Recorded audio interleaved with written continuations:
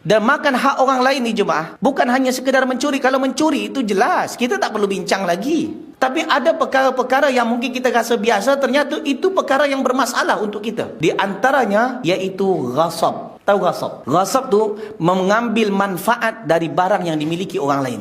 Contoh, pakai selipar orang tanpa izin, sandal. Pernah buat tak? Pakai selipar orang lain tanpa izin. Alah ustaz, kan selipar je tak rosak. Itu yang saya kata ghasab. Kalau mencuri, mengambil barang orang lain, itu mencuri. Kita tak mengambil barang orang, tapi kita hanya mengambil manfaat daripada barang orang tanpa izin ownernya. Kita rasa hal biasa, tapi masalah ini boleh menyebabkan pahala kita terkikis. Pakai selipar orang, yang jahatnya macam mana?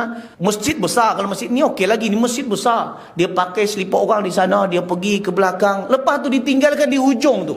Yang penting perut dia je selamat, yang penting diri dia selamat. Akhirnya datang owner yang punya selipar tu, tengok, lah hilanglah selipar aku, manalah selipar aku. Tengok sana, tengok sini. Kerana mindset dia, kalau barang dia hilang di sana, pasti akan tersepak sebelah sana. Jadi dia cari sebelah sana sampai hilang. Padahal selipar dia ada, tapi dia letak orang di belakang tu. Kan jahat tu jemaah. Sudahlah pakai barang orang tanpa izin, letaknya pun suka hati, akhirnya berkecil hati orang dan orang tu pergi. Kadang-kadang dia balik dengan kaki ayam je.